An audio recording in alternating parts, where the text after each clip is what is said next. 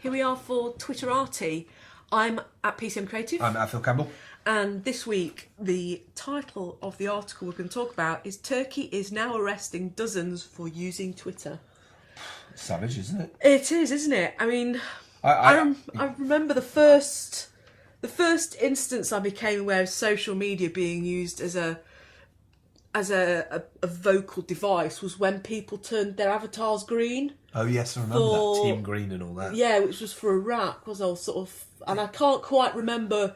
It was the Iran-Iraq sort of conflict there, but now people using media from their mobile phones is appearing more and more on the news as the main pieces of news. I think the biggest shock for people is how that happens so quickly.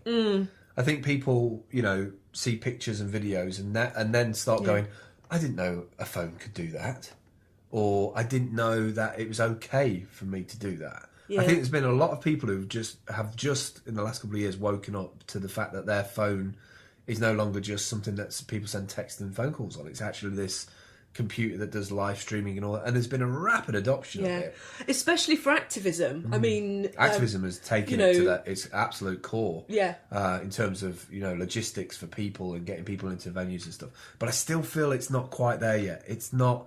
I feel like if they want it to be an accepted medium, it needs to be less incidental and shock value and more. The problem is they don't want it. I think that's the whole key to this article, isn't it? They are arresting people for using Twitter. Right. So let's get into the article a little bit. So why are they doing that? Well, it starts, freedom of speech is not high on the shifting priorities list of Turkish Prime Minister. I'm not going to insult him by pronouncing his name. And that's horrible being English, isn't it? And just not being able to pronounce the country's name. I got a phone call, which I knew I would because that's the way things happen. I'm just going to take this very quick. Hello, mate, where are you? It's Matt. I'm at your office. All right, I'll be up there in a couple of minutes. Just give me a second. Cheers, mate. How do people read tweets? I just sent you a tweet because that's the way I function. I'm going to finish this off quickly. So carry on. After he chastised every kind of lie on Twitter and blamed almost everything else but his government for the outbreak of violence across his country, at least 25 people have been arrested this week for messages of protest, perhaps centred on a few videos or one photo that they've posted on social networks. 9 of those arrested were detained in the city of Izmir. It remains unclear which comments on the microblogging site prompted the detentions. As we explained on Tuesday night, the origin of social media messages has been difficult to track down in the 8 days of spreading resistance in Turkey, but the western coastal city of Izmir has been featured in several YouTube clips, proudly showed police delivering beatings to protesters. Right, and at that point, I'm just going to hold and get Mac, and then we'll carry this on. Right, now he's recording. I'm recording. I don't know why I'm doing that. Okay. So I just let Mac in, Sellandor Books, who's also got a video series, vimeo.com. Urban Gardener or Farmer? Oh, we like that. Urban Gardener. Urban Garden. Urban Garden, yeah. So I just sort of throw that in. See, if this was a media centre, people would walk by and buy, and that would be your sort of interest of who's there. So basically, what they're doing is they're finding people across this town of, where was the town again? Izmir. Izmir, and they're arresting these Twitter users. How are they doing that? As I say, it's in great diplomatic journalese. Of course, they don't give away any identities. There is a video here of the post, but I think the key phrase is that the official line coming out of the country is there is a problem called Twitter right now, and you can find every kind of lie there. The thing that is called social media is the biggest trouble for society right now. Wow, that's a statement. Is that from the president? Yeah. Holy crap. So, and I think it's interesting because it is the transparency of the world, isn't it? They don't like it. They do not like it, because the thing is with Twitter, if you are following a group of trusted individuals, you are more likely to trust those people. I mean, yes, there are people saying idiotic things, but in general, people are using the tool as a voice. I saw a TV thing with him on saying about the Square, saying if you bring 10,000, if you have 1,000 people, I'll bring 10,000. If you bring 10,000, I'll bring 1,000,000. I mean, like, the people we've got in power are not saying good things for social media. I mean, like, people are taking those comments, remixing them, putting them on YouTube.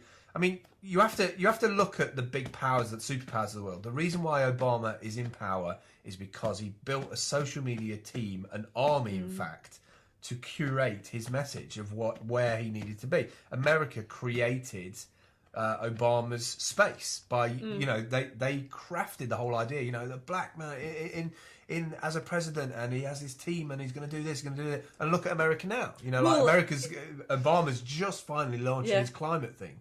But I mean, Obama did launch a whole style of poster. Yeah.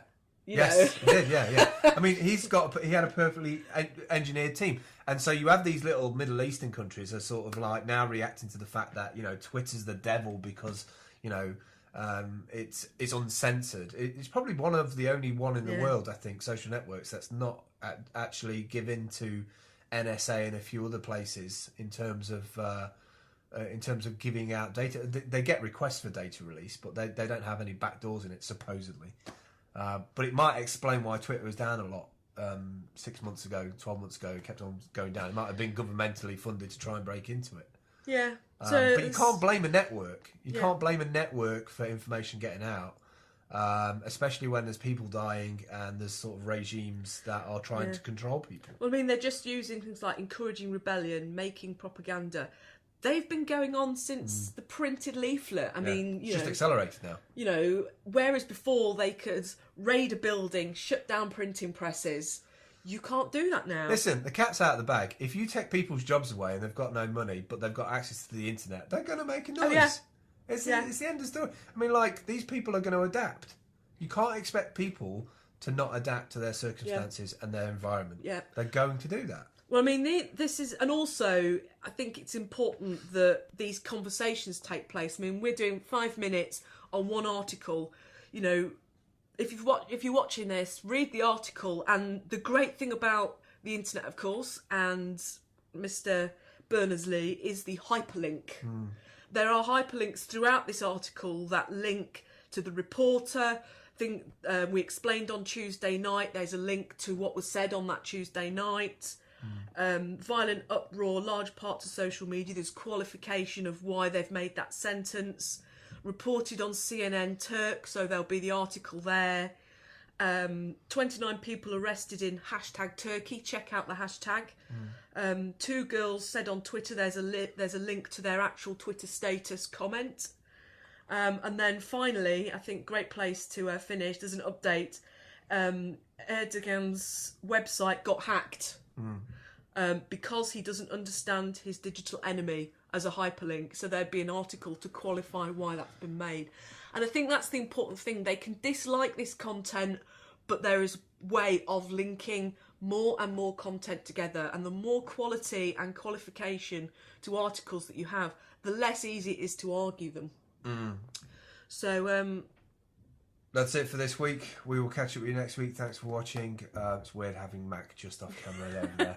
We'll see you later.